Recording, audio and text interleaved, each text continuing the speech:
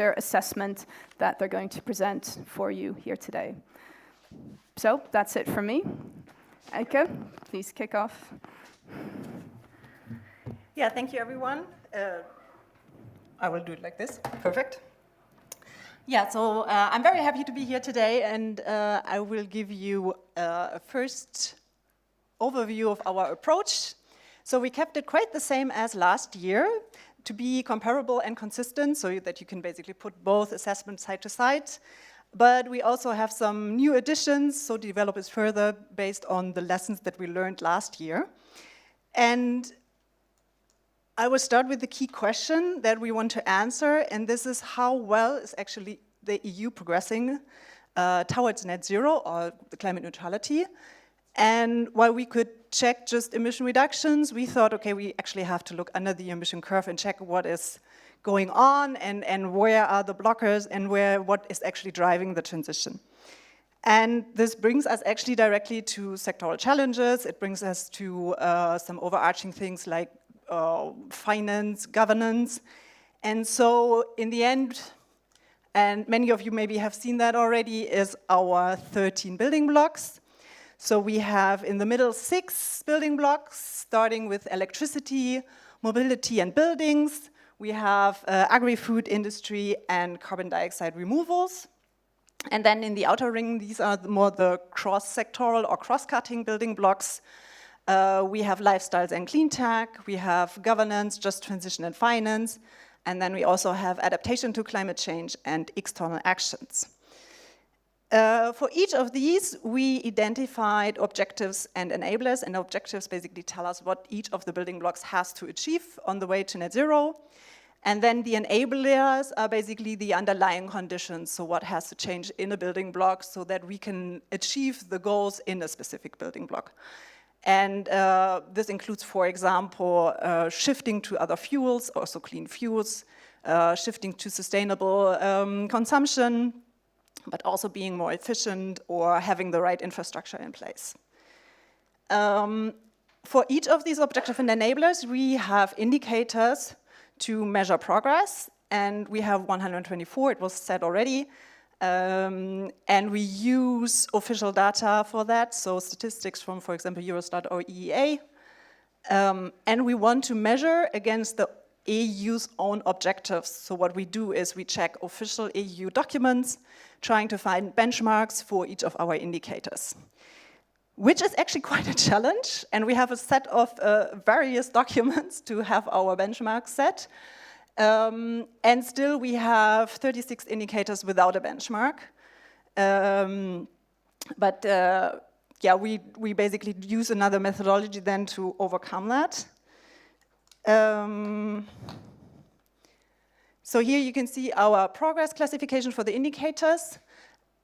We generally always take 6 data points. If we have them available, we need 3 at least. Then we draw a trend line.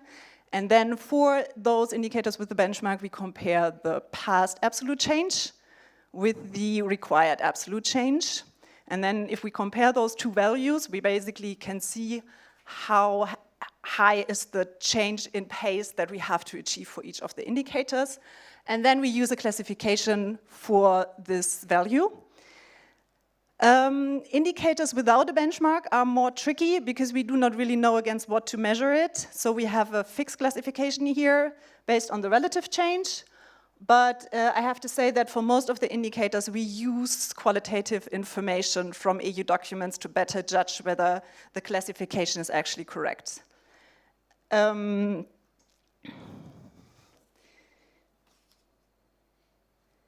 Yeah. Yeah, the categories. We have on track, we have far too slow, which is in yellow, and then we have orange is far too slow, and then red is going in the wrong direction. We also have one classification for those indicators without any data. And then while we use indicators to measure past progress, we always have the tricky point that actually indicators is just the data, and for data we always need interpretation. So what we do is we use a range of studies to also better understand the challenges in the sector, but also in other building blocks. And then on top, what we do is because the indicators stopped basically, most of them in 2022. So 2 years ago, we tried to overcome this time gap with checking what was actually going on policies. So policies can give us a first sense of what is happening probably in the future. We do not quantify that, but it gives us kind of a first hint of where things might develop. And we have seen actually a lot of policy decisions in the last few years. Here you can see a few of them. Most of them under the European Green Deal, then the Fit for 55 package, as well as Repower EU. And while we think that with the combination of checking the latest data and checking the latest policy development, we actually can provide a very robust progress assessment for each of our building blocks and then for the EU as a whole. And with that, I hand over to Markus, who gives us an overview of our findings. Thank you, Eike. I'm Markus Hagemann with New Climate Institute, and I'll present you some of our findings that we had in this year's report. There we go. At the highest level, what we find is that the EU is moving in the right direction, but that the pace of progress really needs to accelerate. And I think that's maybe a bit of a trivial message, but I think I want to show you a little bit how we come to that finding and what kind of the underlying factors are for that. So when we look at our picture, this is our main picture showing kind of where the building blocks are in terms of development. We can see quite a mixed picture and quite diversified levels of how far we are progressing, how far we are on track with climate neutrality. But at the high level, we can see maybe two things. One is that, as I said already earlier, most of our building blocks are actually in the right direction. They still need quite additional progress, but they're moving in the right direction. We actually just have two building blocks that are going in the wrong direction. And what we also see, and you see these little colorful dots at the enable level, that there has a lot of change happened since last report that doesn't show up here. So this picture, overall picture, is very similar to last year's report, but I'll show you in a minute that they've actually seen quite a bit of changes at the enable level. If we look at some of the detailed building blocks here, some have seen little to no policy development. These include, for instance, agri-food. In this sector now we've seen a bit of a emission decrease, but when you look at the enabler, we see very little development in terms of policy. Some other ones, including industry, mobility, buildings, have seen actually quite a bit of policy development, but they also have shown quite a significant number of gaps. We also find that in all of these areas, implementation is key. So for instance, when we take mobility, we've seen, for instance, new car standards that will help the pickup of EVs, but we've seen also really gaps when it comes to shifting away from road transport or even avoiding transport. Then we have some areas that are also here in this far too slow area that we also see too little progress towards climate neutrality, but that are also very hard to assess. These are namely lifestyle adaptation when it comes to kind of the underlying drivers and the enablers where we really lack the data. When we look kind of at the international level, at the bottom here, the international climate action, we can find that for the EU to remain really a global climate leader, there is still a continued need for actions because that's also far too slow. Some areas that we find, however, are moving at a faster pace. They're just too slow. So for instance, in electricity and clean technologies, we've actually seen quite a bit of an uptick. I think you saw that also in Eike's slide in terms of policies. But there, and for those, it's really important to see the implementation, especially at the member state level, and to see that more happening. To give you an example, for instance, in clean technologies, we've seen really a strong move towards, as a reaction to some of the instruments such as the IRA in the US or China, to really support the development of clean technologies at the EU level. Just transition has also seen really strong movement. Really the framework is in place, but it's too young, and we still struggle to see its impact. I think we've seen some positive developments, but it's still, with the transition ongoing, we still need to see how it plays out. And then we have also one area that is in the on-track category, governance, which shows us that at the high level, the governance frameworks are in place, both at the EU and the member state level, but we also find that, especially when we look at the member state level, the implementation is still somewhat lacking. So overall, it's a relative, yeah, it's at least we're heading in the right direction, but we also have a few worrying areas, and these are carbon dioxide removal, which especially natural sinks, we have still continued to see a decrease, albeit pace is a little slower, but also finance, where fossil fuel taxes, also in the aftermath of the crisis that we have seen recently, now continue to really drag down this area, and where we also see that environmental taxation has decreased over time. So that's the overall picture. With that being said, I would like to also show you a little bit what I mentioned area, what it looks under the emission curve, as Eike mentioned it. And when we look there, we actually see quite a bit of change. And these are just the change that we see where our categorization changes. And there we see an overall positive trend, no, in many important areas. So in total, there's about 10 indicators that have moved into a better category.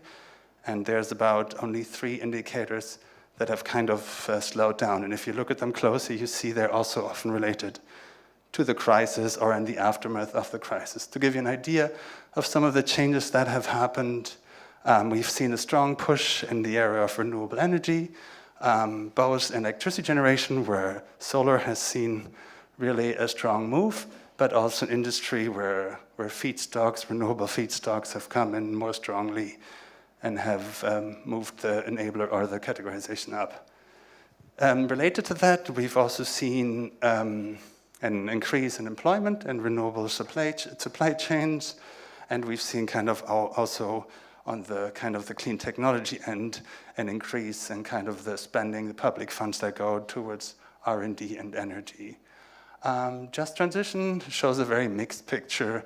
Also, again, somewhat related to the crisis now, we see kind of the regional poverty rate in some of the most affected regions, namely with a heavy industry and fossil fuel sectors, that they actually have improved.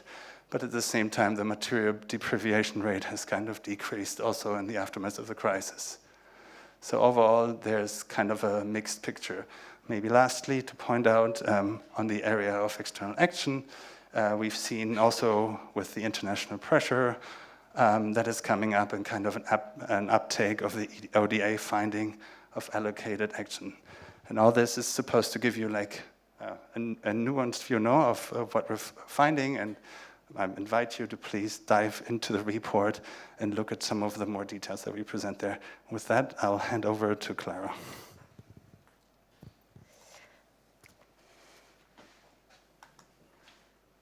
Thank you, Marcus. With all of this in mind, now I would like to zoom in on key actions areas that we want to address to policymakers for the next EU legislative cycles. So as Marcus outlined at the start, this report comes following major shifts that happen in the EU political landscape. Results remain to be seen. But however, this does not change the fact that there is an urgent need for acceleration and course correction in many policy areas.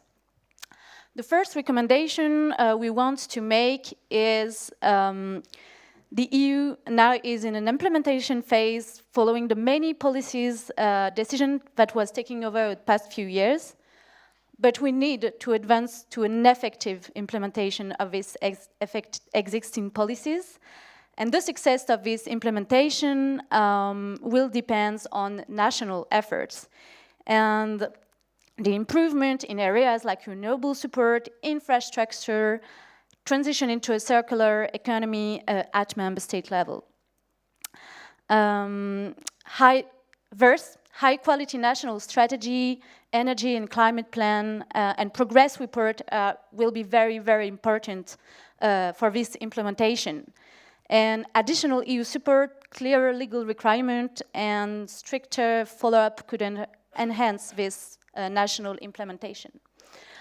The second recommendation that we want to make is to get the finance right. as we already read, the finance is going in the wrong direction, so there's a real strong need in a strong policy push to redirect financial flow towards climate neutrality by closing the investment gap, which is quite high, and especially by phasing out fossil fuel subsidies. The next recommendation that we want to address is that there's a real need to ensure a socially just and people-centered transition. The survey data shows that EU citizens still strongly support climate action, but if we really want to maintain this social buying, we need to make further progress in on engagement and inclusion of citizens by a citizen-centric approach. And this related action would include developing job opportunities and create adequate training programs in relevant industries, as well as ensuring people that have access to sustainable lifestyle option and structural measure that helps to manage distributional effects. And on top of all of this, we think that citizens should be given early and frequent opportunities to contribute to policy decision as well. The fourth action area concern industry. We need to accelerate the industrial transition as part of the EU competitiveness deal. Marcus already presented all the challenges regarding this industrial deal earlier. A next key area of action is a dedicated policy on mobility and buildings. For buildings, we need to support further compliance to enforce standards and integrate more subsidies, especially for low-income households that cannot afford to do building renovation, energy renovation of their home. For the mobility sector, this also could mean that we need to target perhaps corporate fleets, we need to enhance cross-boarding public transport, and to support national incentive schemes and infrastructure. The sixth areas of action is a need to ensure a predictable and just transition in agriculture. This year, we say that many farmers all over Europe raised the concern about the economic viabilities of the transition in a series of high-profile protests. So that means that we need a clear vision and reliable framework to support the existing efforts regarding the transition of agriculture.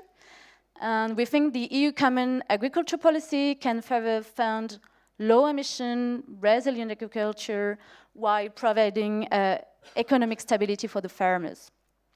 And on the consumer side, we also think that standardized criteria for sustainable food procurement and labeling would help to promote healthier diets.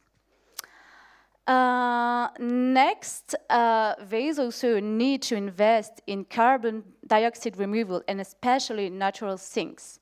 Natural sinks are essential to reach climate neutrality. And the current direction of development, as we saw earlier, is quite concerning. So there is an urgent need to expand sustainable forest practice, to promote restoration and reforestation, and to manage forests in a more sustainable ways, including certifying removals to ensure performance and high integrity.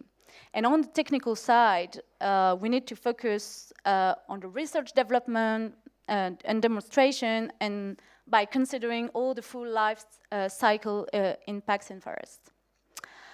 The eighth action area concern the EU, the action of the EU at an international level. Global action is crucial if we want to achieve an effective climate policies at a global level.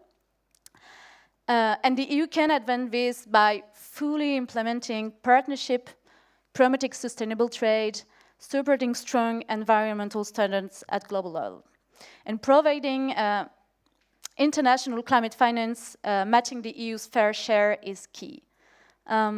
This could be done further by transforming the European Investment Bank into a climate bank that would help to phase out fossil fuel financing and would also support more renewables, implementation, energy efficiency, and climate resilience. The two last recommendations are more on the government side and aim to improve all the evidence-based and tools for progress monitoring at EU level. So basically what we do with ECNO's work. So first, with all the work that we have been doing in ECNO for the last 2 years, it has become clear that tracking progress on the transition to climate neutrality is very limited by the availability of data. In our work, we have like 25 indicators among all the building blocks that have data issues, which made the assessments of these key enablers quite challenging or impossible. To improve this data gap and to close this data gap, we really need that the policymakers close this data gap by improving or creating new reporting obligations on better data collection at EU level.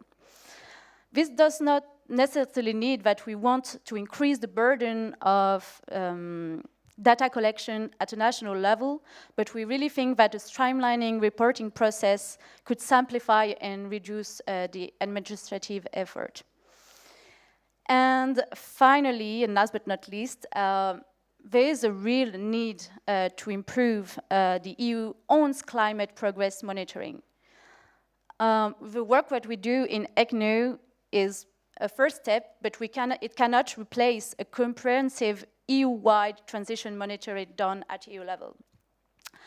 So that's why official monitoring also requires the Commission to act on the results, therefore hold the EU accountable to its commitment to net zero.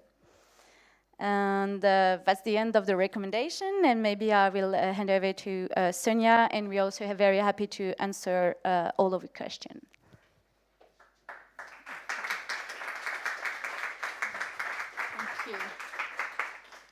Thank you very much for that.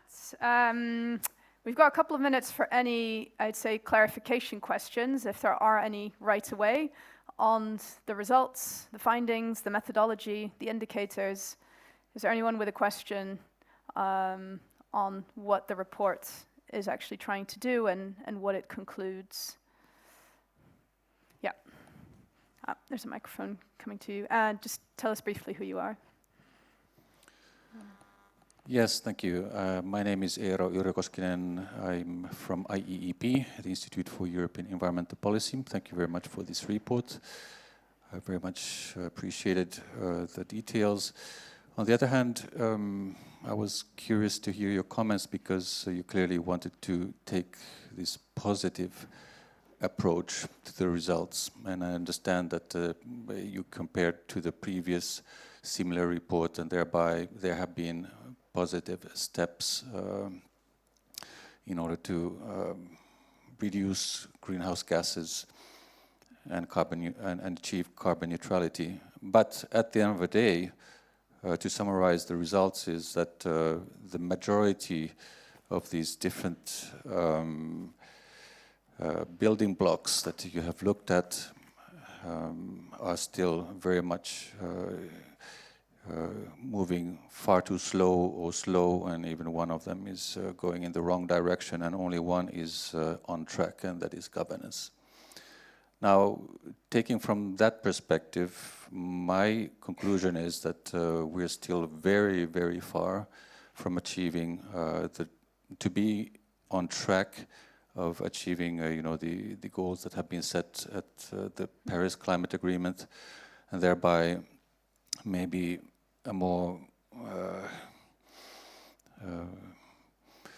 right way to approach this is that out of the 13 indicators, 10 indicators have, yes, moved to a better category, but they're still either far too slow, or going in the wrong direction. And then I had a specific question regarding some of your proposals in order to rectify the situation, because, as you mentioned, some of the areas that are definitely not moving fast enough is the agri-food sector on the one hand and mobility. Agri-food sector is a serious case because there the reduction has been just a few percentages, and thereby, if nothing is done to cope with that, by 2030 we will be in a situation where that sector will be providing the most of greenhouse gas emissions at EU level. So thereby, just to understand a bit better, you are promoting a predictable and just transition in agriculture, but where are the greenhouse gas reducing measures? Thank you. Okay, thank you. Would one of you like to respond to that? Yeah, thank you for pointing out these points. And indeed, maybe at a high level, I think one thing that we did also different to last year that I could try to highlight is to look at the policies, and obviously impacts of policies will only happen, we will only see in a couple of years, so some of our indicators haven't changed. So I think that's a bit of a promising area in some of these areas. When it comes to agri-food, then I think we would fully agree with your assessment. And yeah, there's definitely not enough movement. Some of the main policies, the CAP, don't see moving away from this kind of high emission intensity agriculture practices, and there should be a much stronger push. But as we said also earlier, I know there's a lot of pushbacks that can be expected in these sectors, and that's why we have added also this, that it needs to be done in a just manner, and I think both of them need to go hand in hand to move forward. Okay, it's going to be the only other question we have time for in this bit. Go ahead. This is David Sofia from Friends of Europe. First of all, thank you very much for the presentation of the report. I wanted to ask for a clarification on the point of finance, because I've seen that it was in the way too slow category.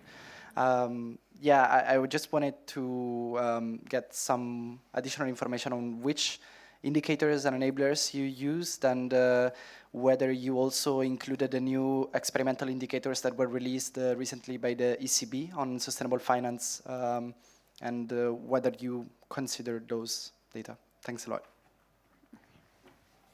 Thank you. Yeah, finance is even going in the wrong direction, so not far too slow, unfortunately.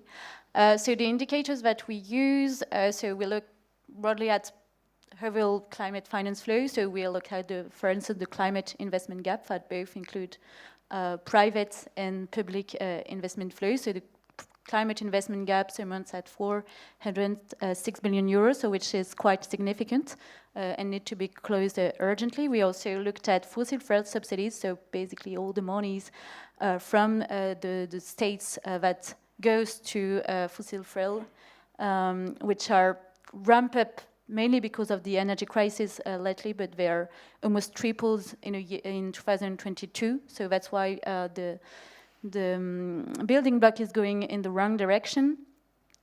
We also looked at environmental taxation, and so for the private side, so the sustainable finance indicator, we looked at, so we didn't have any data yet. We looked at basically the share. We want to look at, we think that a good indicator would be to look at the share of transition plan among the banks. So if they have like transition plans and they are ready really to finance the transition we needed, it will become mandatory with the implementation of the CSRD at EU level, but still I think they need to implement that in a couple of years, so results remain to be seen if they are on track. So this is basically the kind of indicators we are looking for the private sector. Thank you very much. Okay, thank you. We're going to move on to the first of two panels. And so this first panel is going to focus on the industrial transition. And we're going to have two speakers up in a moment. We're going to hear from Susanna Karp from Clean Tech for Europe and Robert Jan Jekel from ArcelorMittal. I'll give them a bit more of an introduction in a moment. For the moment, you can stay in your seats because we're gonna kick off with Alexander Snigoki from the Reform Institute. He heads it up as its CEO, someone who's specialized in quantitative, qualitative impact assessments of public policies and the strategies that presumably, ideally, follow those assessments, with a focus on Poland and Central and Eastern Europe. And he's going to give us a bit more of a deep dive into what the latest report what its findings are, specifically in regard to industrial transition. Thank you very much. Yes, so this is just a brief overview of industrial transition state of play based on several parts of our ECNO assessment. So we have a dedicated building block on industry, but to understand the broader context better, we also should look at other parts like finance or clean tech. So once again, the big indicator is that industrial emissions are greenhouse gas emissions are falling. And our assessment report covered data until 2022. So this is before the full hit of fossil fuel crisis. So this is not about European industry declining and reducing emissions, but decoupling of growth post-COVID and industrial emissions falling.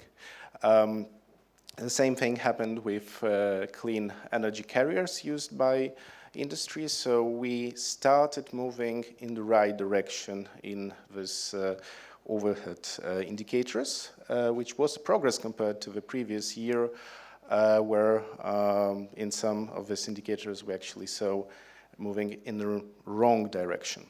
So there's a cautious improvement, but at the same time, especially for electrification, which is key lever to increase clean energy carriers use and reduce emissions in the industry, we still need to move much faster. And this repeats across different aspects of industrial transition. On the plus side, we also see innovation funding for clean tech going up. And also we see that there was indeed complex policy push over recent years and over last year, especially with conclusion of and going into legislation of ETS reform, of new sectoral targets, also of Green Deal industry plan. Quite a broad package on both demand and supply side, but at the same time, we also see that both policy and also outcomes in, for instance, circularity area is still moving very slow. So it's very incremental progress, while we need indeed a major leap to meet our own European targets in this regard. So once again, this implies systemic shift. The same goes for larger look at finance flows and investment gaps in the area of financing industrial transition and broader clean tech development. And if anyone thinks that industry is hard to abate and maybe we should wait for carbon dioxide removals to balance net zero, this is not the case, never was the case. And if we look at the progress at CDR, indeed, actually, we need to do even more on mitigation side, including in harder to abate sectors to meet our targets.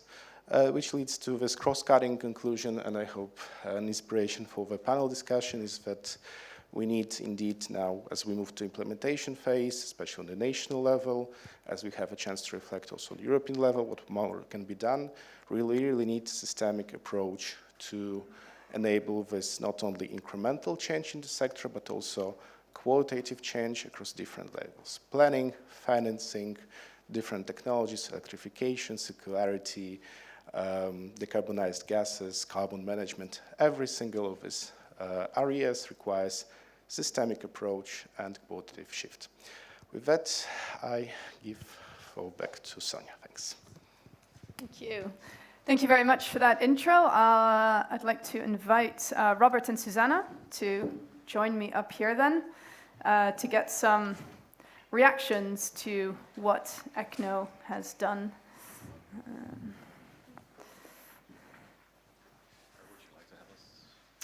You can be there, two of you.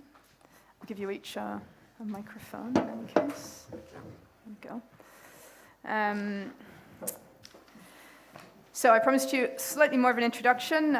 Susanna is Deputy Executive Director at Clean Tech for Europe, which was launched a couple of years ago in 2021 to represent everyone in the business of investing in, developing, and deploying clean technologies in the EU. She leads the organization's policy team and also oversees its EU advocacy. Also heads up a clean tech friendship group. It's an informal grouping of MEPs interested in looking to promote this topic. Has working experience both in the US and Europe. The US dimension, I imagine, comes in handy in your current role. And was a candidate for the Volt Party in the recent European elections, heading up the Francophone list for them.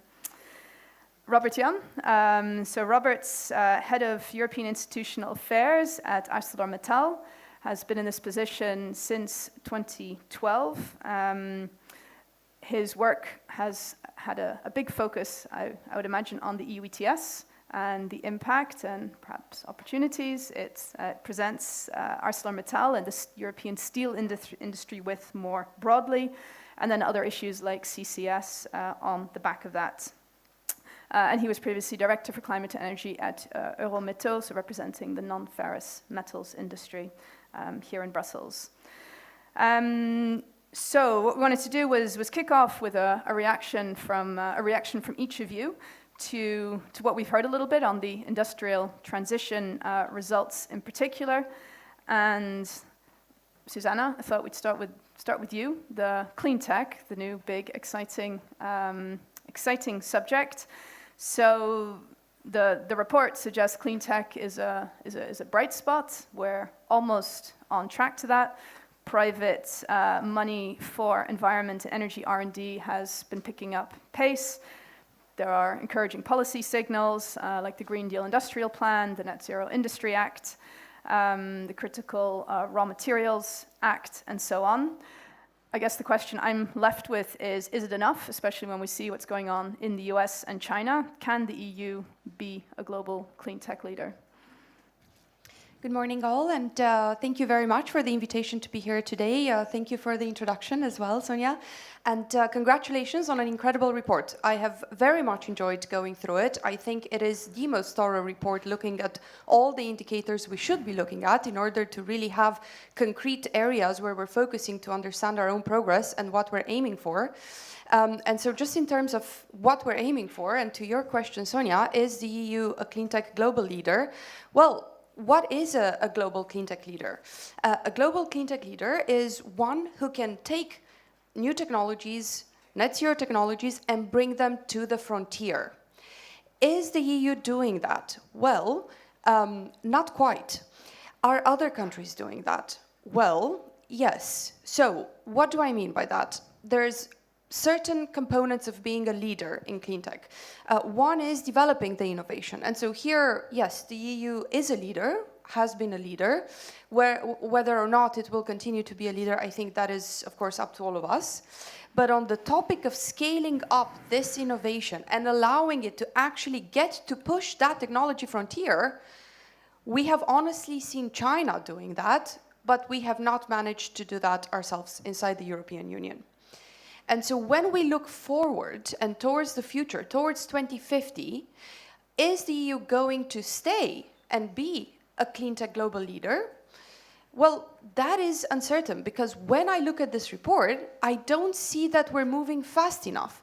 In fact, I see that we're moving too slow.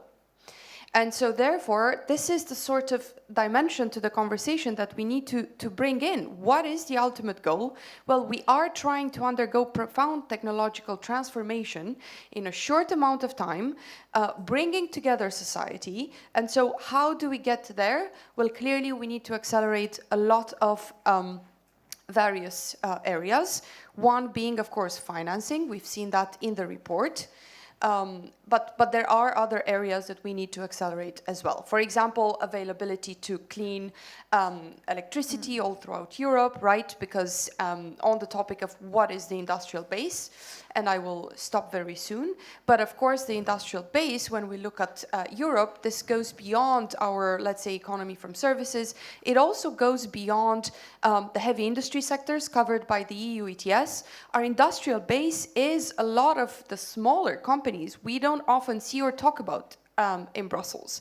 There's other sectors developing and investing at the moment in decarbonizing their supply chains that also constitute our industrial base. And in fact, they give a huge percentage of our economic value in the European Union. So these are also sectors we need to support on their decarbonization journey. And of course, making electricity that is clean and affordable, easily accessible, should be a priority for them. So I can stop there, and I'm sure we'll have a chance to discuss further. Yeah, okay. Thank you very much. Robert, then, so when we come to industry, industry's in the still far too slow category, but we have seen progress. We just heard Alexander say, notably, ECNO reports decoupling of industrial emissions rather than stepping away from the notion of deindustrialization, which obviously has been a worry for many as well. And ECNO sees, I guess, promise in particularly on the policy front. So notably with the EU ETS reform and the introduction or the agreement on CBAM. I guess taking starting from where are we now? What's your take on ECNO's conclusions, and what would you say is the outgoing Commission's biggest achievement for industry to date? Yeah, so thanks a lot for the invitation, and indeed, just to echo, I think this is really the right approach, such a report, and I was hoping that was 5 years ago, before we started the whole green, incorporating that all. So yes, I'm ArcelorMittal steel industry. Before I go for the future things, so just reaction on the report, and of course, how this could, the Commission's, I would say, wrote what was the good things, and that later on we will say what we need for the future, okay?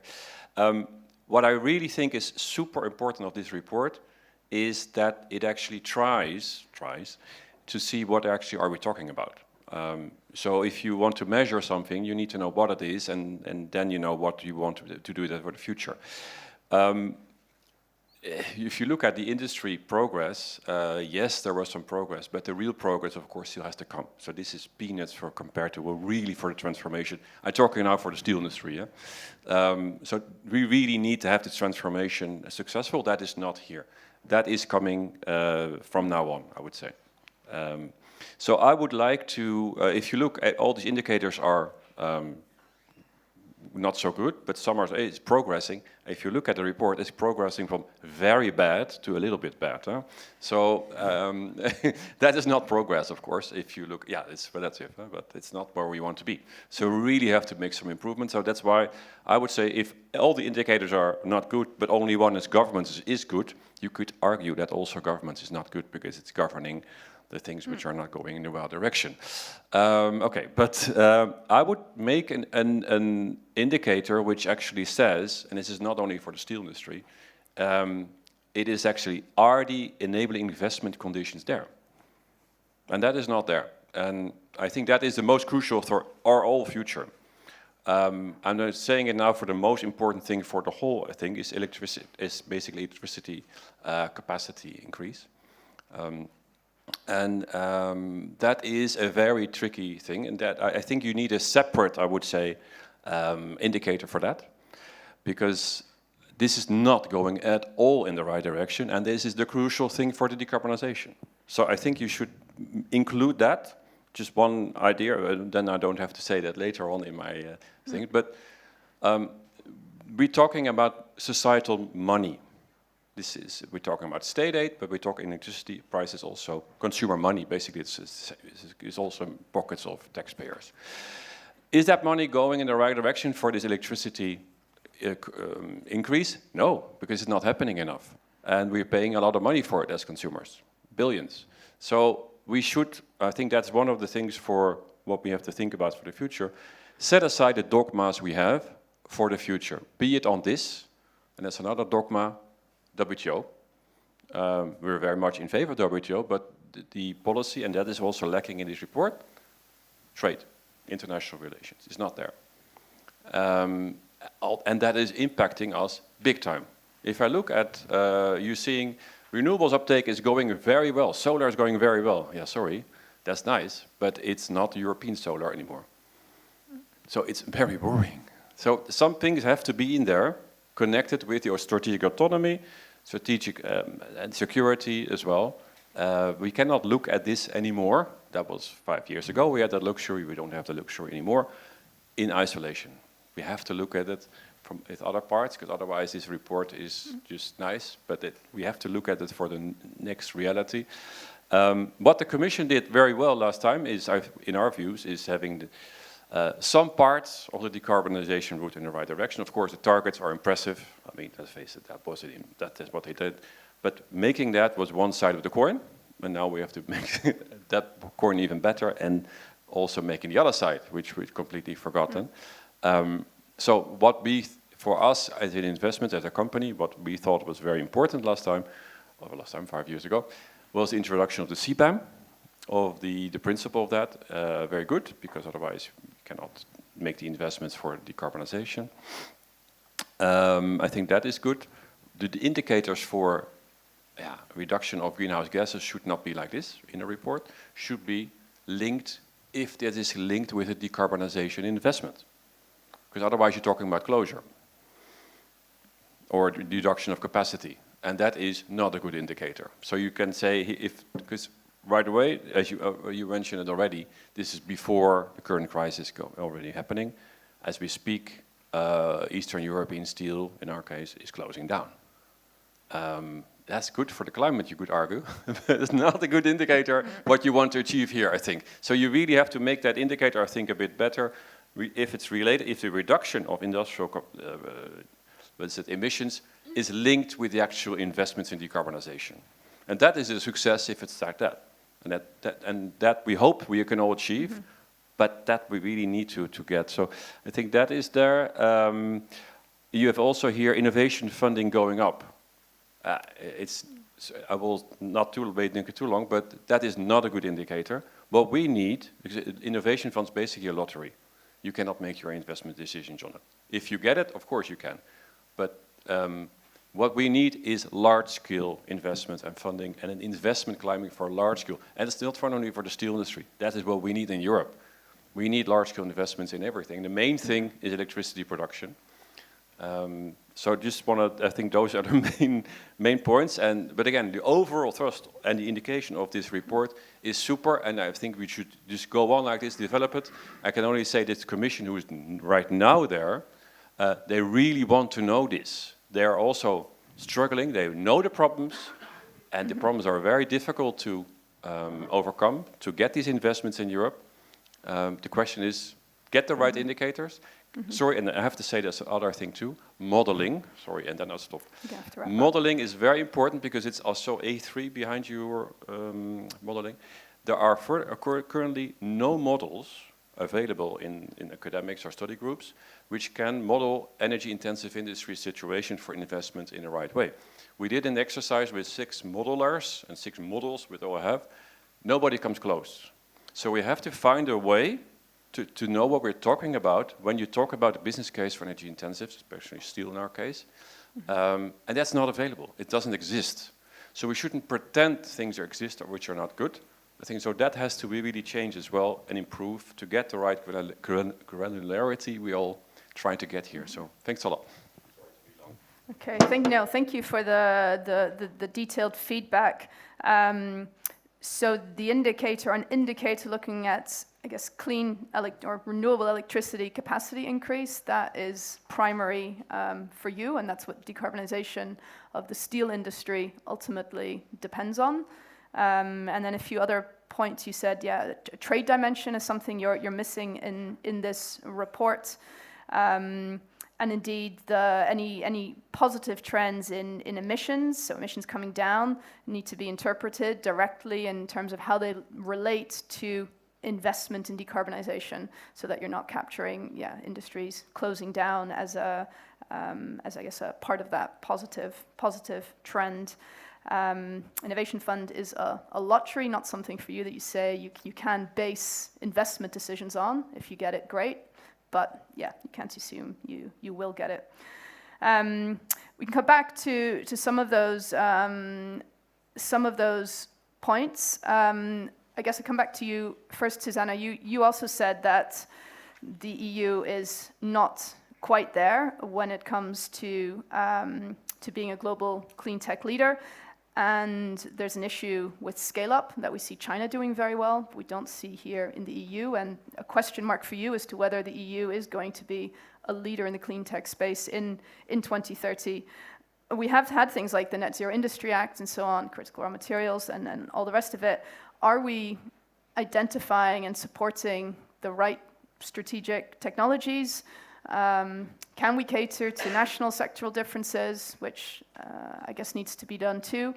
And the kind of recommendations you see, I mean, in this report, do they get us on the right track?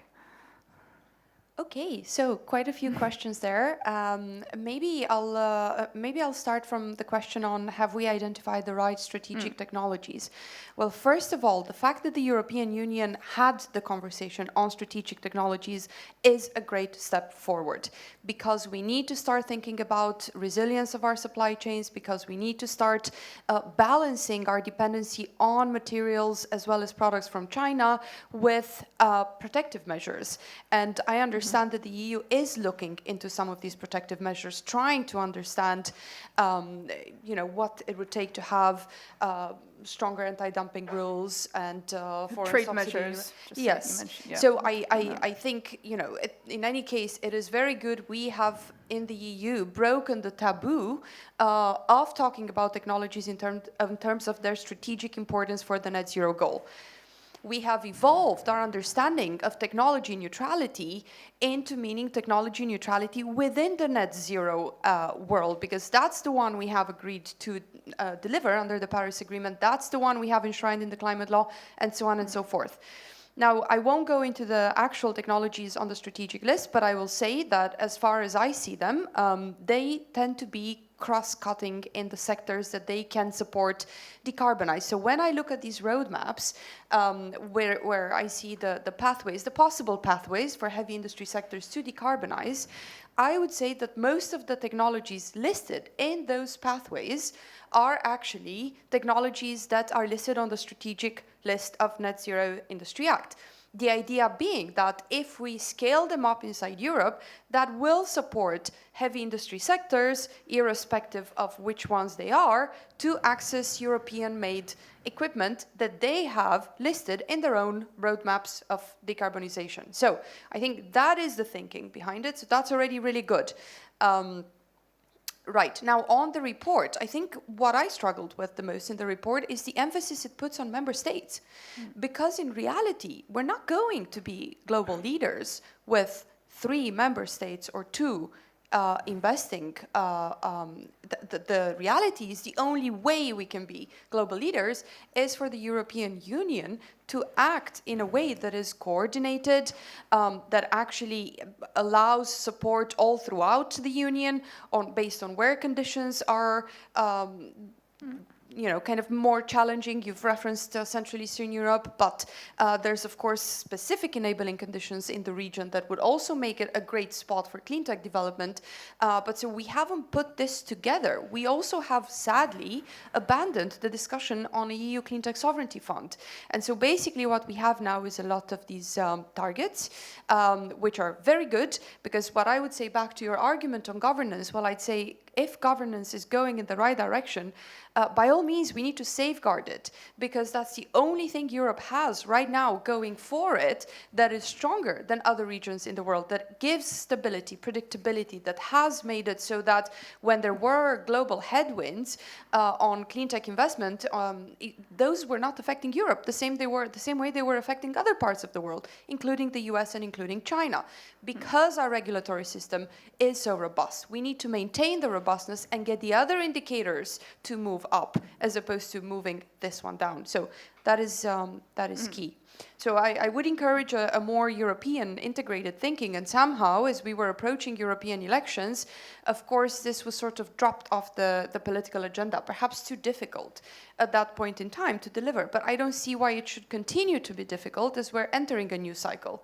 And maybe this is the moment to talk about an integrated European approach, a new European fund, also improving the innovation fund, and so on and so forth. Okay, so governance, so the only indicator that's on track, should in theory pull those others up with it over time. Robert, coming back to you, so you highlighted CBAM as something positive. We've also obviously had the EU ETS revision. You also said ultimately it's about industry investing in low carbon tech here in Europe. So what for you are the main investment drivers that could make that happen? Is it the new ETS? Is it does CBAM sort you out?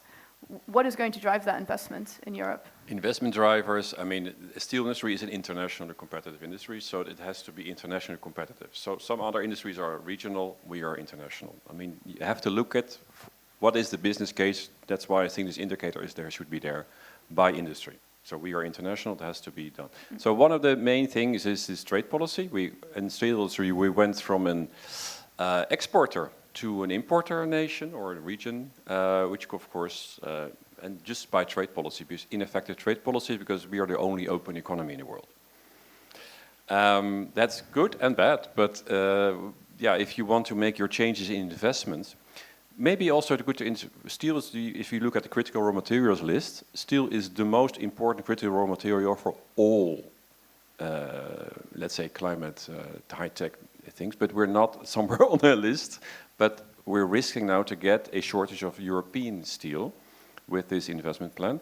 And it's, of course, also critical for other materials in security.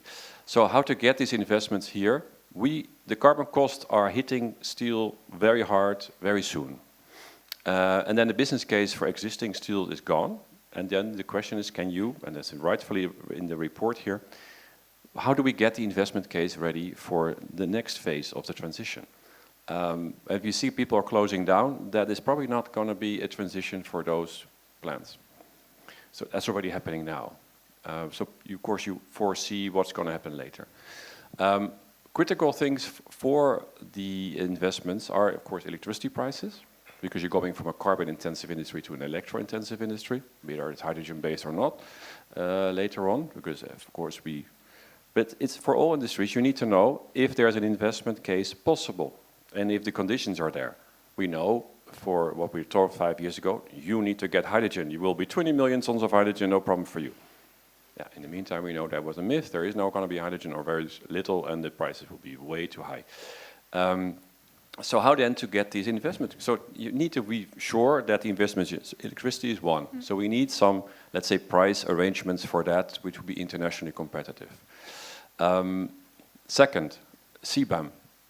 CBAM, great concept, as I mentioned, but if you know that right now there's low carbon steel, all steel industries are different, waiting to come to Europe, 140 million tons in the world, making flat products, which is currently only 5 million tons is coming in, for very low cost, probably have to pay no CBAM, very low CBAM.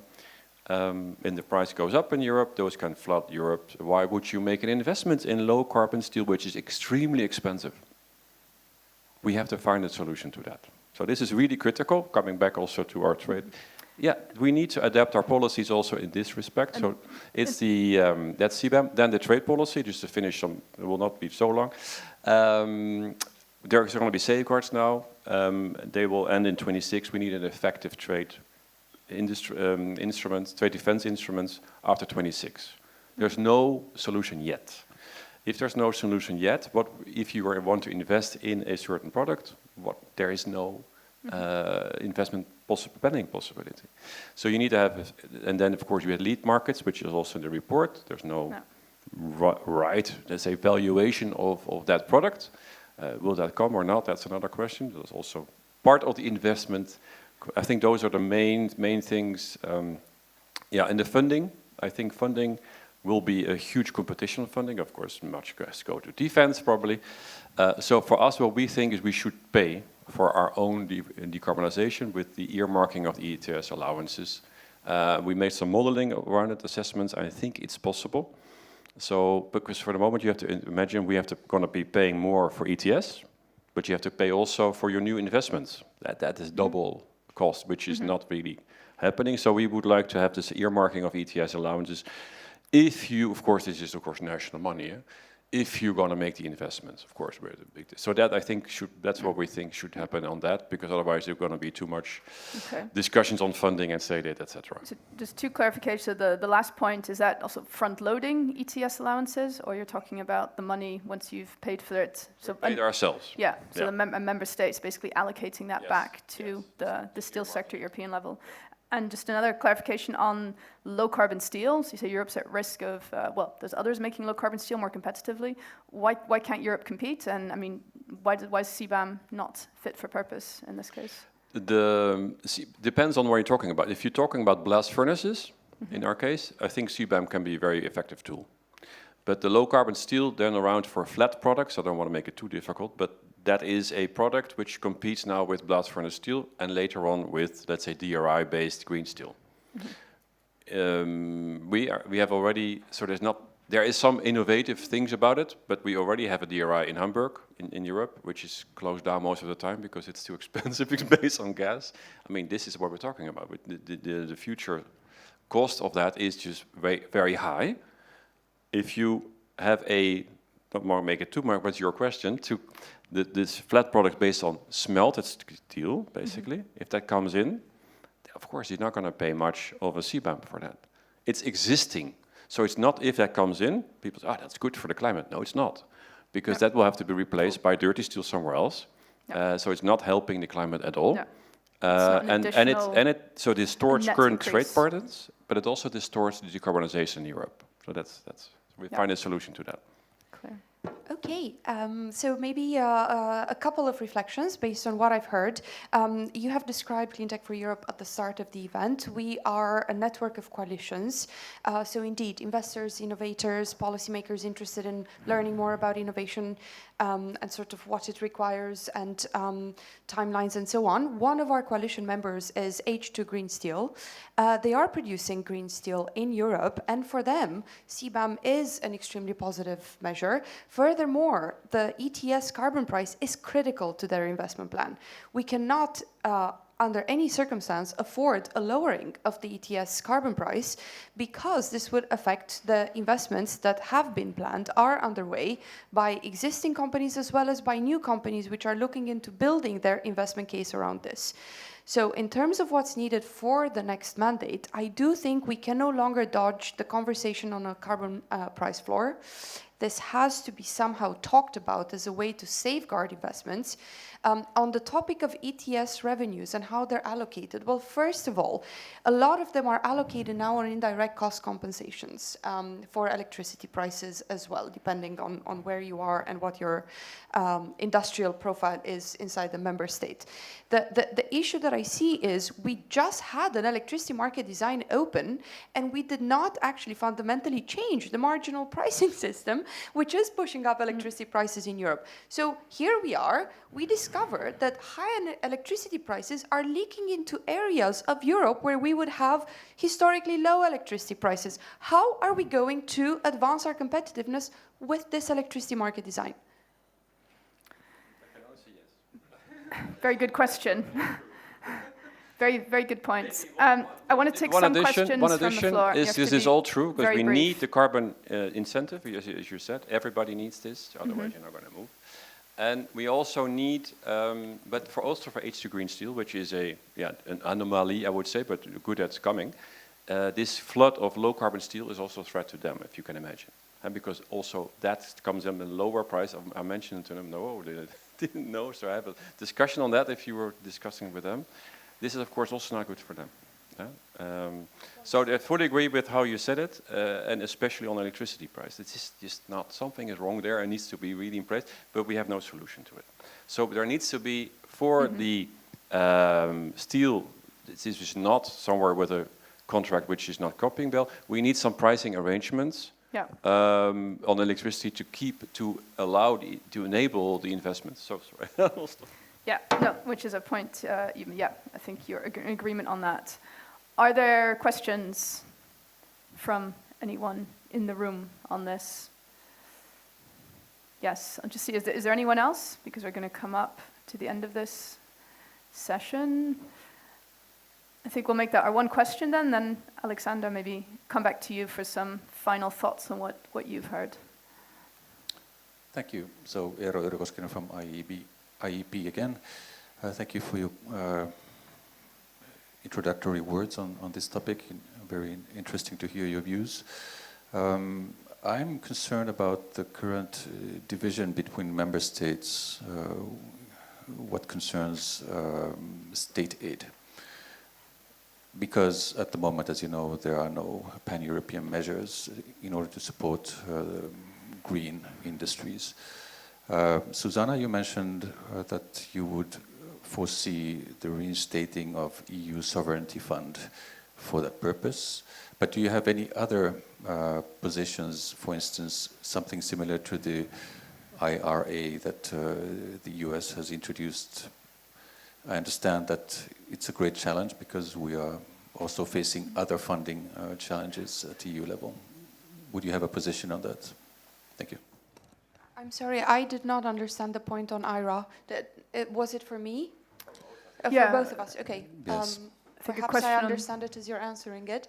Whether I envision something similar to IRA in the European Union? Whether we need something indeed more coordinated. So you mentioned a European Sovereignty Fund. We haven't got that, as you said, but something like the IRA, something else along those lines is needed for Europe to enable its clean tech industry to progress.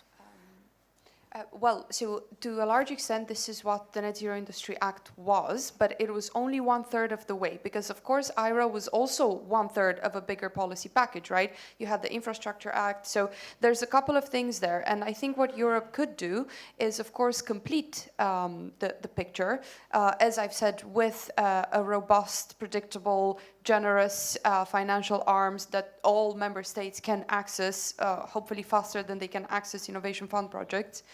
But then I think there's also a complete absence of demand-side policies in Europe.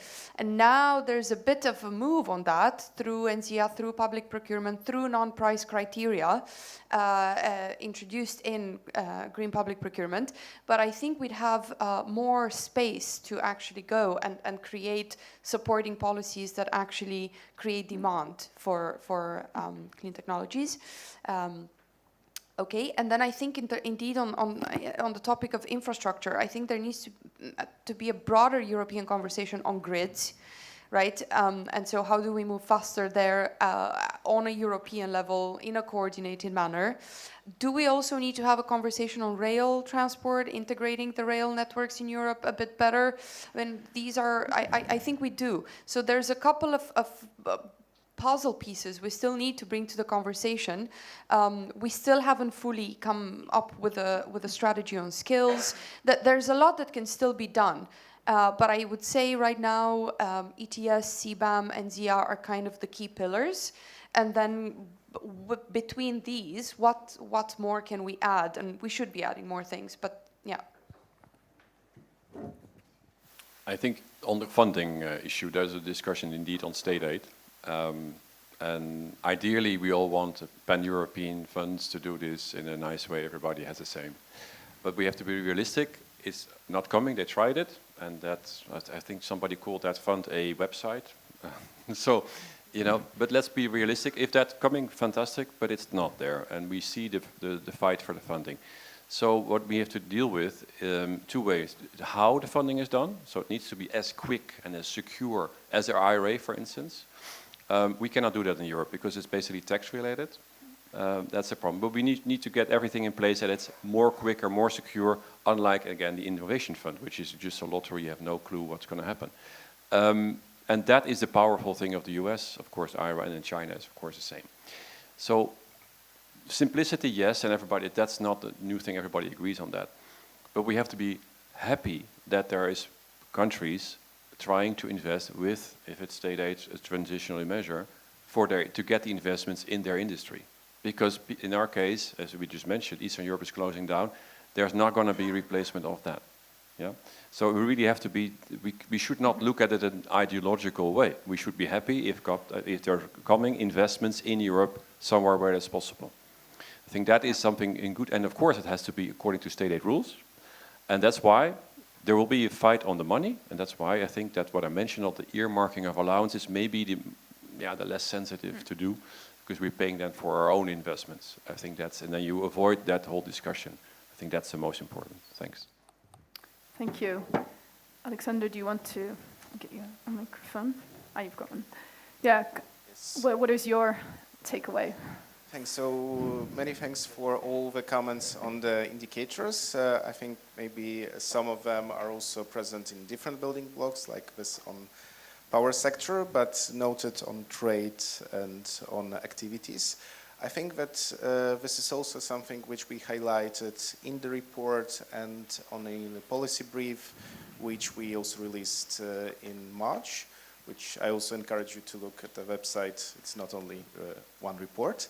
But we need reflection on new funding on European level, to come back to this, but also it's very important to have this also implementation national level, as you mentioned, that there are resources, there are process on the industrial decarbonization side and on the clean tech investment side, but at the same time, what I've mentioned in the beginning, you need good planning, good integration to avoid situation when you just have like a single plant, as you mentioned, from Innovation Fund. You know, one project in one place, one another, but they do not result in a systemic transition in building infrastructure, in moving also to circularity, which is once again quite important on the demand side. So I think that very well received points, and we will reflect on this in the next report and briefings. Thank you. Okay, thank you. Thank you, Robert and Susanna.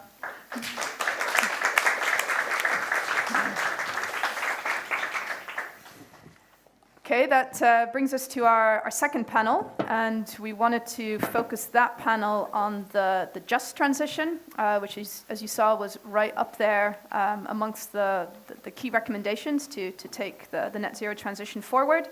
And to kick this off, I'd like to welcome Anita Stefanczyk, also from the Reform Institute, where she's a public policy analyst. She has a background in financial market analysis, forecasting business cycle indicators, was an economist at the National Bank of Poland in a previous life, I should say.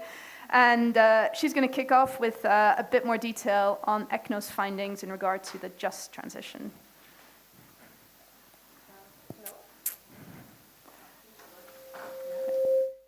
Does it work? Okay, it works. Thank you very much for the introduction, and maybe let's dive right into the key ECNO insights that are crucial from the point of view of making transition to climate neutrality just, inclusive, and people-centered. To start with, let's discuss policy support, because as Eurobarometer surveys indicate, it's actually quite high throughout the EU. That means that EU citizens realize that there is urgency to act on climate change, and that's a positive because that makes them more likely to act both as implementers and actors in this transition. However, that comes with a caveat that there are social groups which show major distrust in policymakers' ability to actually bring the transition about in a just way and to really protect their interests. And we've seen signs of this year with the farmers' protests that we could observe through in different EU member states, and also during the last European parliamentary elections, where far-right and conservative movements gained support. And now moving on to the areas which are key from the point of view of maintaining that social buy-in on transition. So employment and living conditions. First, employment. We have positive trend lines regarding employment, because we've seen a number of jobs in renewable energy sectors that increase quite, especially in the last few years, they increase quite significantly.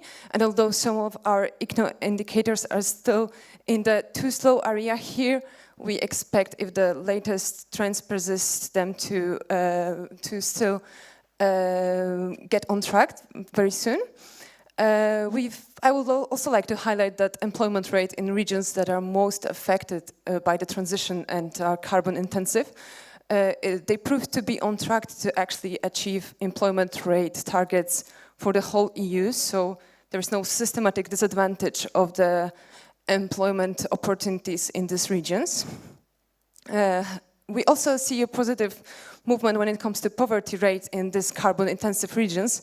However, for the whole EU, we've seen an increase in material deprivation rate, which is a result of the fossil fuel energy crisis that emerged after the Russian aggression on Ukraine in 2022.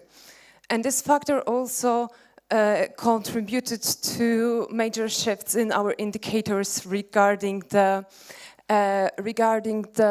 subsidies for the most vulnerable groups, because after the crisis, over 200 temporary protection measures were put in place by member states, and they mostly focused on households more than companies, which is positive from the point of view of mitigating the immediate social impacts of the crisis.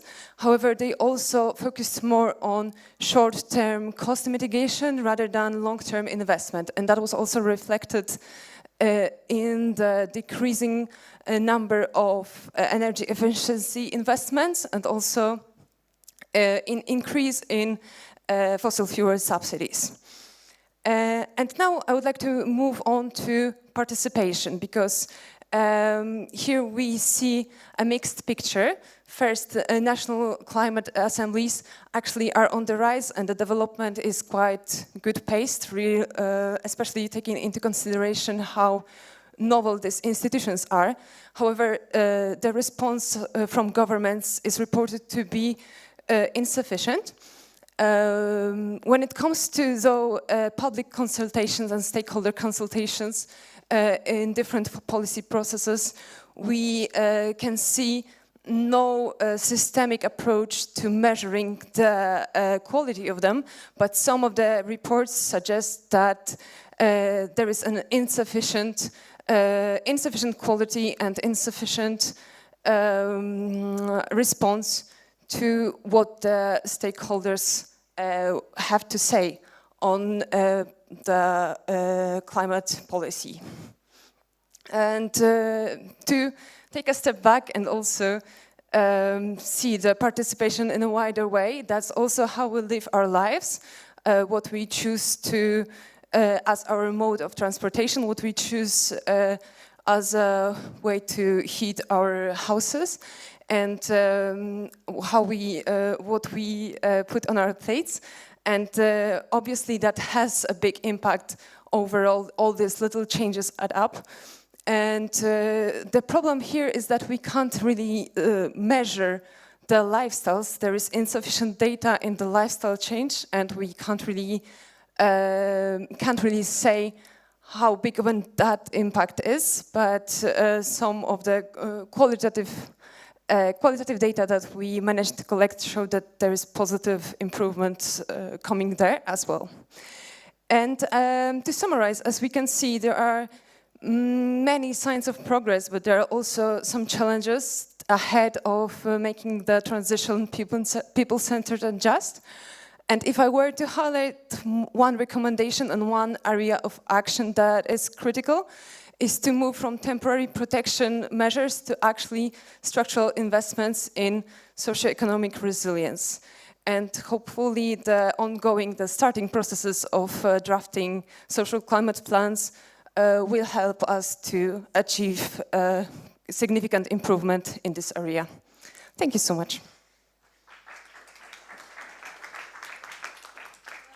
Thank you very much for that. Oh, is that working? Hopefully. I'd like to invite Maciej Sitek and Julia Lagana to join me up here in that case for some feedback on what you make of these findings and the recommendations that emanate from them. So Julia is co-director of the Just Transition Center at the International Trade Union Confederation. In her earlier life, she was a migration expert and then transitioned into labor rights and the just transition with a focus on food and agriculture. She's also been an advisor to the president of the Italian parliament, has worked at the UN, has also worked in philanthropy, for example, with the Climate Works Foundation and Open Society Foundations. And she's been with ITUC since the start of this year, focused on workers in the just transition and how to make sure they get a good deal, a livable deal out of it. Maciej joins us from Poland, and you can correct my pronunciation of your name. He's president of the Regional Development Agency in Konin, in the Wielkopolska region. He describes himself as a local government activist, a manager, a business trainer, and a community worker. He has a lot of experience in the just transition, leads that process in Eastern Wielkopolska, and also represents that region in discussions at the EU and national level on the just transition.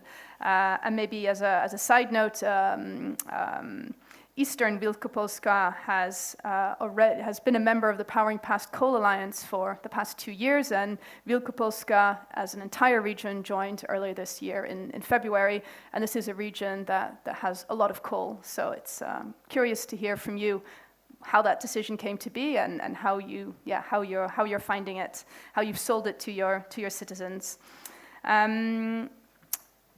So let's start with you, Maciej. How would you describe your region's engagement with the net zero transition, and why have you gone down this road? Why?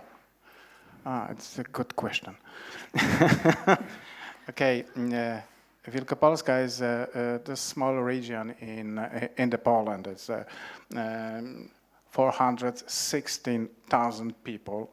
Live in Wielkopolska. We have a power plant and mine, and now we want close our mine, close our power plant, and change our region. And we work more or less since 2017.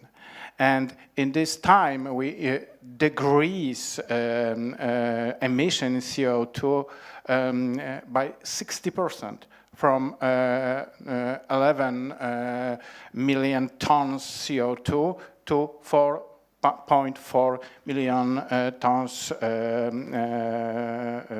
CO2.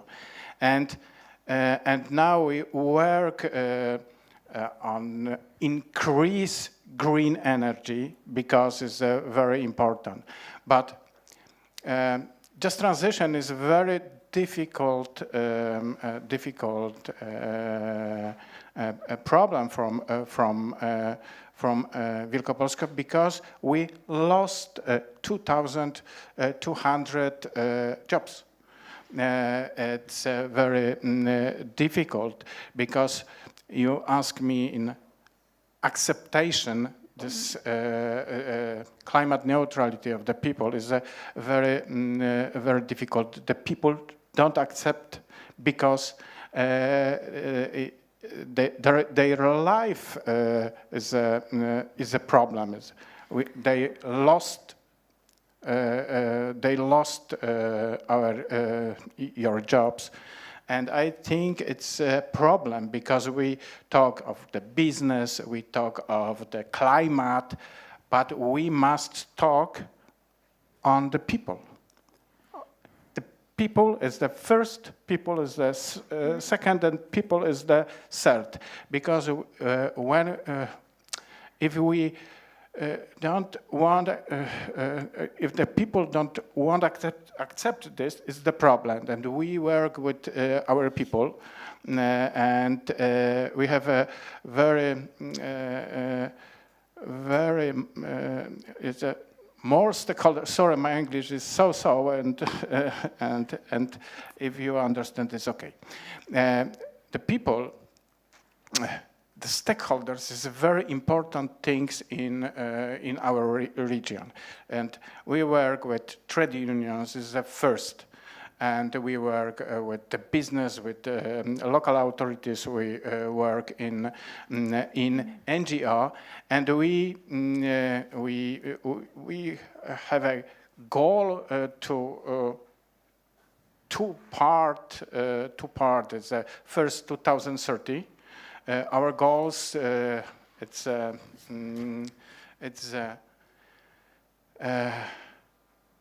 We want. Close the mine and power plant. First 2030, but we closed in 2026. It's earlier. And we reduce CO2 in 2030, 95%. And second goal, it's to increase the share renewable energy for 32. Decrease the greenhouse gas emission for 55, and to increase efficiency energy by 32 and 5%. And second goal, this big goal, is neutral climate neutrality in 2040. It's very important. But we talk about this with people, and this is a plan which is accepted for the people. And what have you told them that has made them open to this, that has made them accept it? There are other communities, I guess, which would like to achieve what you have done. So what have you told them? It's a good question, but the people accept it because no choice. Okay. How have you convinced them they have no choice? Yes, we close we close power plant, we close all, and they must accept that transition. But I don't know accept all goals. I don't know. Okay, so your starting point was, as from a government perspective, we're going to close the mine and the power plant, and we're going to grow renewables, efficiency, but your starting point was we're closing this, and that's where you started the conversation to then talk about, okay, how do we do that in a way that you don't lose your livelihood, that you can live with that. So your starting point was not, should we close it, should we not? We're going to do it, how do we do it? In a way that makes sense. Just transition is the implementation, the fund of Just Transition Fund, and we spend money for help people, and if we have tools for help of people, the people see and acceptation this, and we have now a very big product for the workers. 257 million zlotys to help of the workers, people, and new skills and new job for these people. And if we have tools for people, the people change mind and accept slowly but accept this what happened in Okay. Wielkopolska. Okay. Yes. Thank you. Julia, yeah, you're welcome to comment on what Maciej managed to achieve in his region. Similarly, the key findings and recommendations, notably this key recommendation to invest in socioeconomic resilience. So what you make of ECNO's report, and I guess in your perspective, does it hit the nail on the head? Does it have the right steps in terms of how we bring forward this just transition now? It's still a mixed picture, certainly what I took away. So how do we move it into we're on track? Yeah, sure. No, thanks a lot. This has been, well, it's a great report for a start and a fascinating discussion we've had so far this morning. And also on the pronunciation of names, I'm really impressed that you pronounced my surname correctly, because people generally screw it up completely. So no, thanks a lot. I mean, we come from a slightly different perspective, because as the International Trade Union Confederation, obviously you represent workers in 166 countries around the world, so a total of over 200 million workers. So our viewpoint is much more kind of bird's eye view, and we look at EU instruments like CBAM and the Critical Raw Minerals Act, not just from a European perspective, but also from the perspective of, for instance, exporting countries in the global south and the impacts on jobs and livelihoods there. So it's slightly more nuanced in that respect. I really appreciated Robert's points and other points that were made about sort of the geopolitical dimension of that, precisely because of our sort of overview, which is slightly broader in terms of the just transition. And so, for instance, for us, alongside tools like CBAM and the Critical Raw Materials Act and trade, as Robert was mentioning, we also look at instruments the EU has now rolled out, which link environmental and human rights much more closely. So, for instance, the Corporate Sustainability Due Diligence Directive, which has been a big win in terms of really stressing the importance of supply chains which are sustainable, not just from a climate and environmental point of view, but also from a human rights point of view, or the deforestation regulation, which again tackles critical issues like deforestation globally, but does so in a way which addresses the rights of the people working in those supply chains and the rights of indigenous communities as well. On the concept of just transition, we take a slightly different view to the one that sort of on the conceptualization of the idea, a slightly different view to the one that's taken in the report. I think there's also quite a lot of confusion between the idea and the concept of climate justice and the just transition. So the just transition as we see it is worker-centered, and it's the one that's laid out in the ILO guidelines on the topic.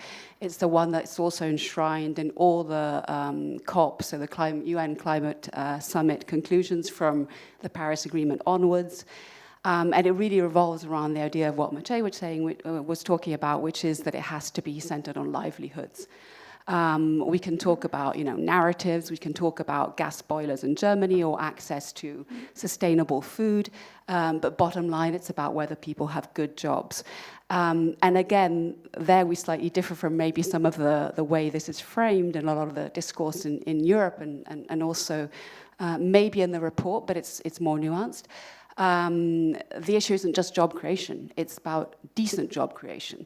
Because what we're seeing, for instance, in a lot of places, and that's ranging from European countries like Spain, but also our near neighbors like Morocco or further afield in Senegal, is that, there's a lot of new job creation in renewables, for instance, but those are jobs that are not as good as the ones that were in the public state, carbon-intensive utility companies. They're not secure, they're not decent, they're not well paid, they're precarious, they're often, in some cases, informal. And that is going to be a huge obstacle to the just transition, because at the end of the day, if people don't feel like they can see a future for themselves and their families and what's going to happen, they're going to oppose it. And that's not because unions are out there to oppose any kind of climate action or transition. It's just because that is the absolute key basic fact of sort of tenet of what a transition needs to involve. And then maybe just two more quick points on the back of both the report and what's been said so far. I greatly appreciate the idea of EU climate assemblies, and unions have been involved in those efforts as well. But I think one thing again that's often overlooked is that we need to focus on strengthening our democracy, because for a transition to be just, we need to have strong democracies. We can't, to go back to the geopolitical level, we can't just say, oh, well, China's doing the transition fastly and efficiently and effectively, therefore the only model is the authoritarian model. To parody what you were saying, Maciej, but you've just got to do this, folks, and shut up. That isn't the way we want to chart as Europe, right? And for democracy to work, sure, you can rejuvenate it with things like the climate assemblies, but we have already instruments that we should be safeguarding. And one of those is the freedom of assembly, it's the freedom to protest, it's the freedom to organize and unionize. And what we're seeing is a trend across Europe that's linked to the backlash against green policies, so to the greenlash in many ways, is a shrinking space for civil society, including for unions, but not only unions, for environmental activists. We're seeing environmental activists face severe crackdowns that are usually reserved for terrorists in countries from the UK to France to Italy. And the same is true for union action. So I think that's also a key part of what Europe needs to project going forward. And then one final point is on that as well, because I come from the food space, and there's a lot of emphasis on individual lifestyles and choices.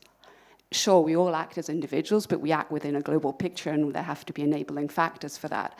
And I'm sure that a lot of low-income households would love to eat organic food, and they'd love to drive electric cars, and they'd love to take clean tram lines, but they don't have access to those resources because of the way the market's structured and because of the way that we're directing our regulation.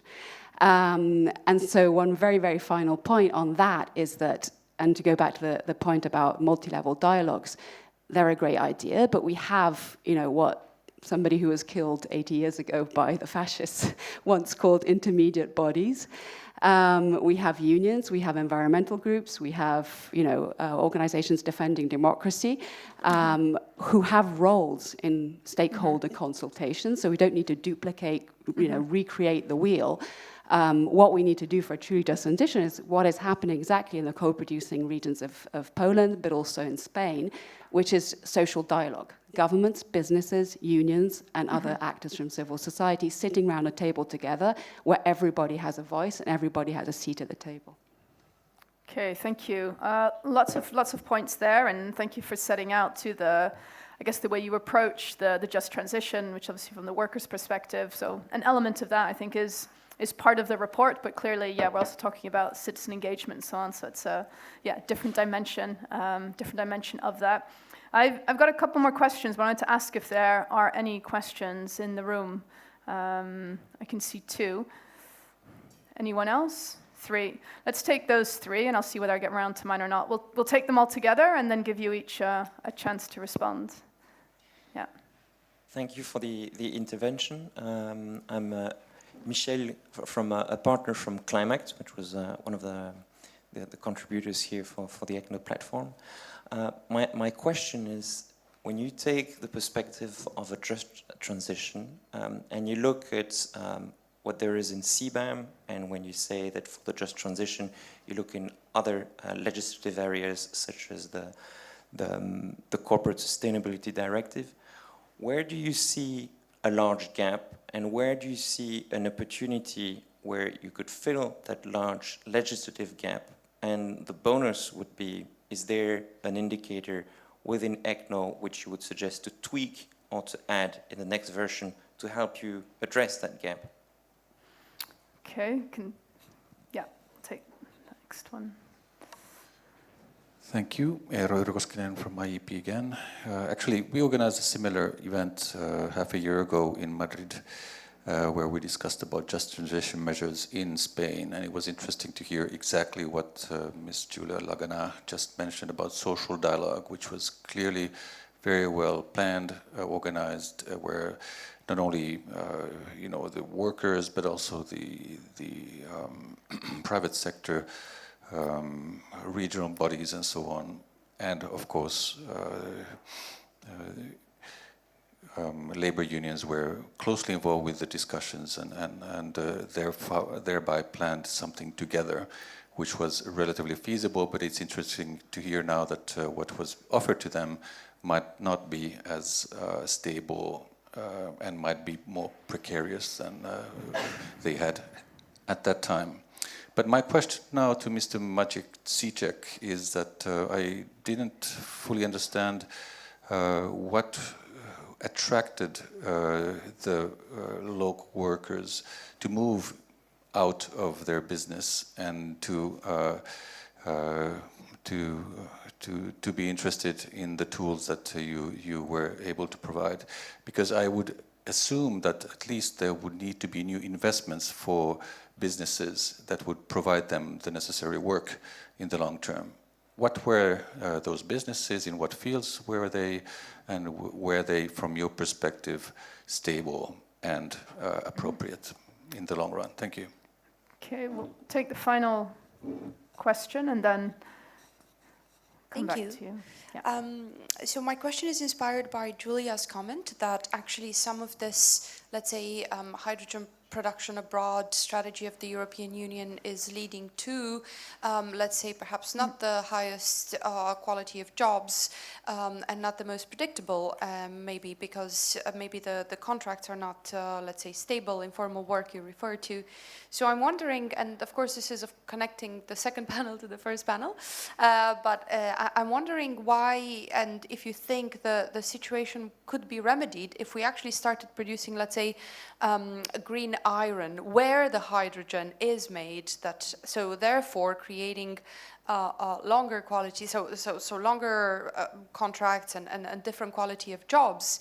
And would the European Union, should we invest in that rather than being obsessed with simply producing the hydrogen and then importing it? So could we then be importing, for example, the green iron?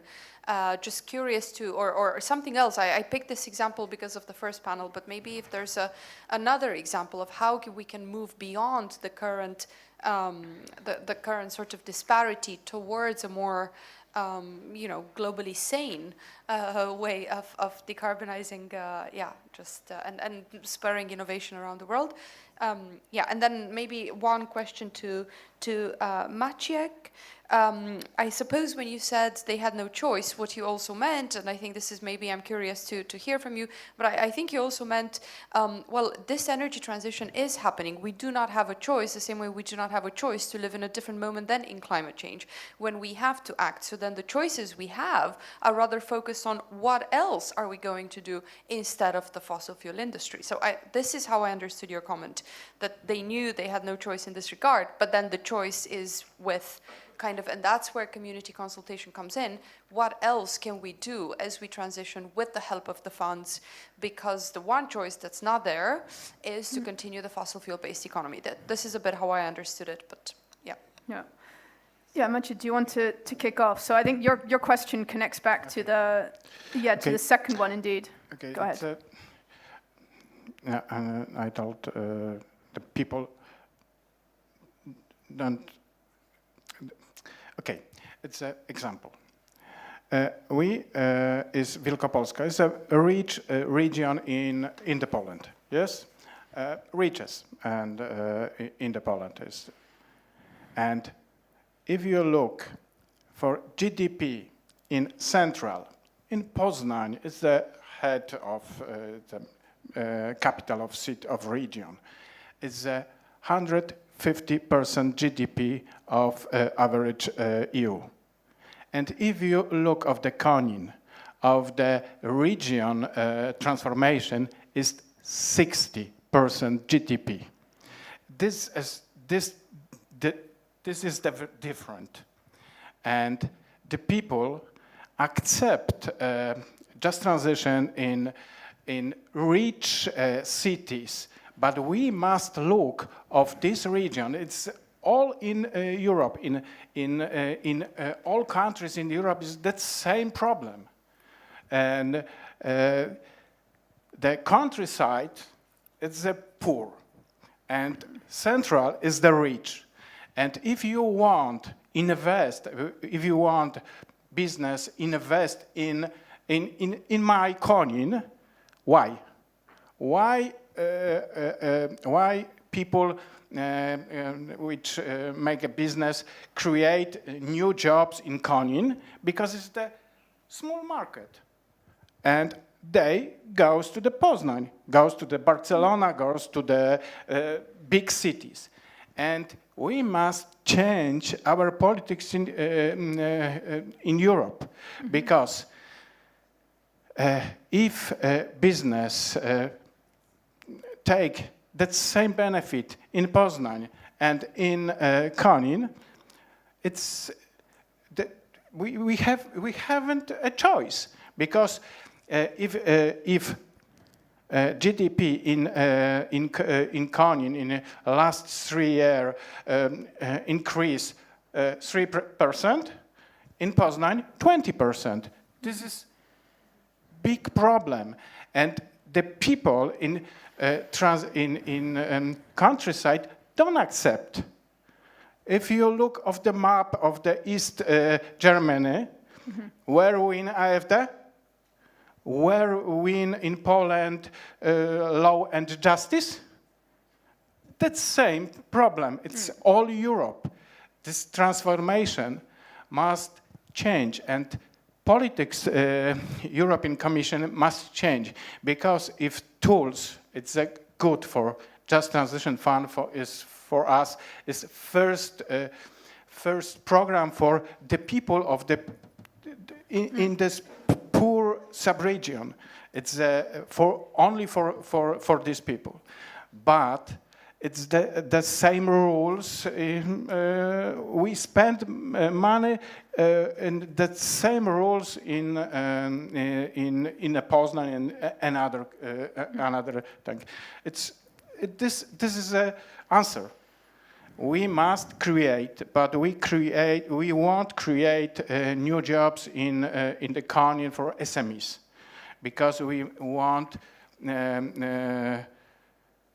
this first competition for business is 200 million zlotych for create new jobs, new jobs, and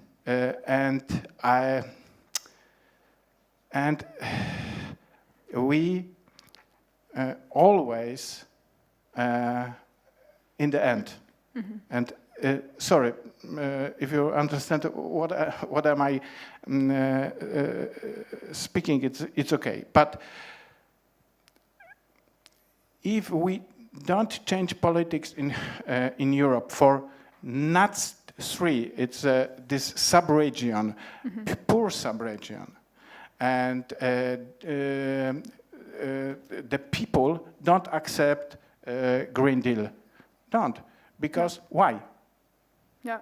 So your point is that I mean, in response to both your questions, it's the question. There's a deeper underlying question that requires a change in political approach and an engagement with rural areas and areas that that have fewer opportunities and that need more support and that need more attention. That need to see concrete opportunities created by the Green Deal for them to have a chance of accepting it.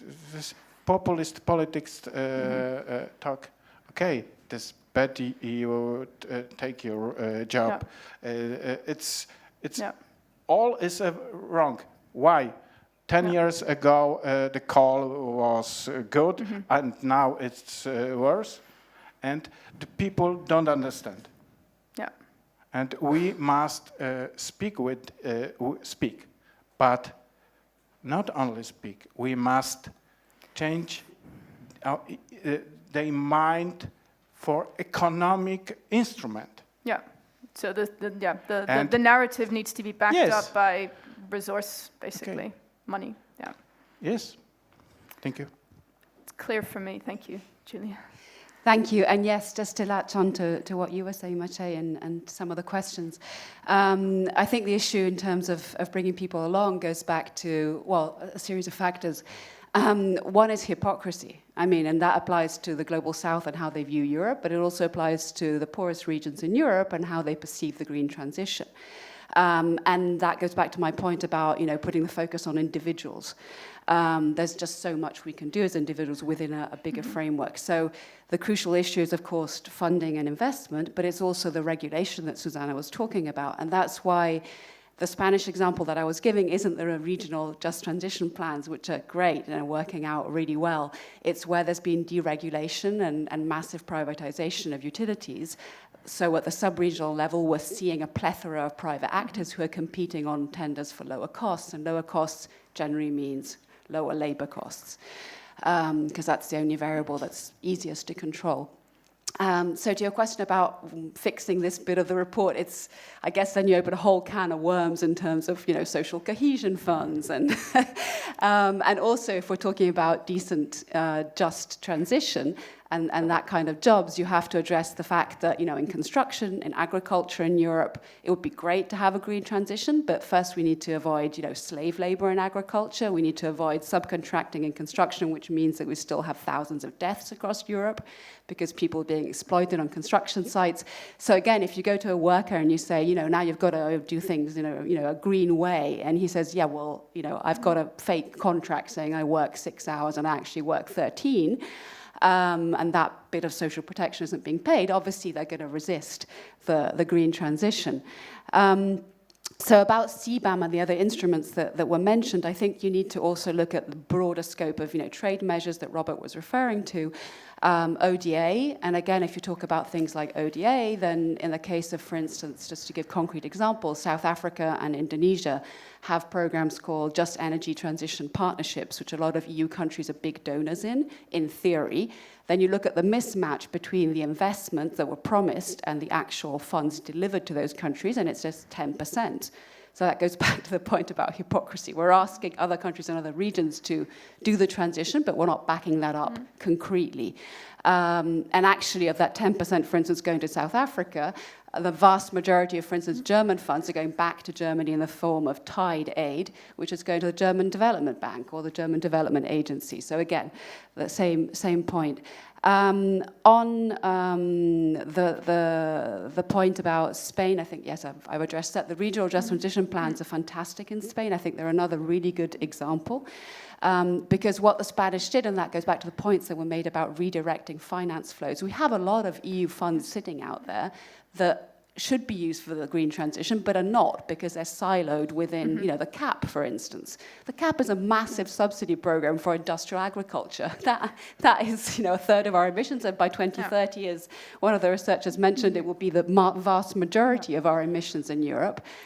Why is that going to that meeting? Yeah. And yeah, just a final point to reply to Susanna on the supply chains and how that can be tackled. One model that works is obviously because we're seeing a lot of European companies, multinational companies, investing outside the European space, is to replicate what happens at the European scale in terms of collective bargaining via global framework agreements. So sitting down with the umbrella union organizations for those sectors and working out agreements that include just transition elements for their investments abroad. We often see countries, again, the hypocrisy, doing great things and involving unions in Denmark, for instance, and then rolling out projects in Senegal without that same kind of union protection. So we have to apply the same kind of model of social dialogue. Thank you very much. I realize this is a big topic and I feel we could go on for much longer. We're going to have to come to a close in a moment. Those of you here, I think there's some sandwiches for lunch, so do approach our speakers if you have more questions. Just a quick round of applause before Matthias closes.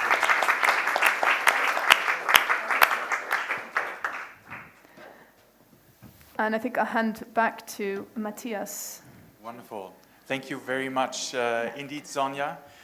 A big thank you, first of all, to our external experts for sharing your insights and your feedback. You know, I'm very glad that we combined these two topics. You know, that we got to hear a little bit about the struggles and of you know, EU heavy industry in this environment of moving us towards a net zero economy, but also the opportunities that holds, and that we got to pair it with a sense of what does that mean for the people and how we're taking them along. And you know, I also hear you about the ways that we can expand the framework and our understanding, the way that we we try to assess this, and we will certainly consider those points as we move forward in our work. I want to actually say particular dziękuję bardzo, Maciej Sitek, for coming here to share your experience, but also for the leadership that you're showing in your region. I think it takes courage to basically be at the front line of talking and addressing these issues and trying to get unions, individual workers, and companies on board with the changes that need to happen. And I think it also goes to show that we need to learn from the experience on the ground in regions, in member states, and have that also inform EU policy going forward. As I already said, we're taking on board the pointers, also the ideas for additional indicators, parameters to consider. I think that's very valuable. Generally, we as the ECNO team, are open to feedback, want to hear about ideas from experts, other stakeholders about the ways that we can refine this, what other data there might be, what other indicators. And good data is absolutely key for us to be able to measure and have really proper ability to get a sense of where we are and inform policymakers accordingly. Before we close, just a little mini further advertising for our work here, because a lot of you here in the room at least will have seen this to pick up. It's the kind of the most compact form in printout. It's the summary. There is literally 200-page report that I do not recommend you print out, but instead, you can get all these documents from our website. I mentioned it earlier already, and that has also the ability to give you that information as you're zooming into the specifics for topics and areas and the building blocks as we refer to them. And so you can click on every one of them. It will give you kind of the key insights and messages for each of them, but also it will give you the indicators that we talked about in actual graphical form. And you will also be able to actually go into the graphs and look at the data points. So, we're trying to make this as transparent and as easy to check and verify and engage with as possible. And I'm very glad for all the colleagues that made this happen. So there's much more to it than just what you can get on paper and this event. And I want to end with, indeed, a big thank you to all of the people that made this work possible, including the event, the report, and everything, because we have basically let me see, there we go. That was me going too fast. As I was saying, voila. Sorry, this is when two people do this at the same time. Indeed, 50 plus colleagues that were involved, and we're very grateful for the collaboration and the effort. So thank you. If you appreciated the insight, we heard you saying good things about our work. Thank you. And the general approach on measuring enabling conditions. Spread the word. We do need to have an official EU monitoring system that does that. So, we actually do need for ECNO to become obsolete in foreign form by this being taken up by EU institutions. Do carry the word forward, and we look forward to further engagement with all of you. Thank you very much, and have a wonderful day.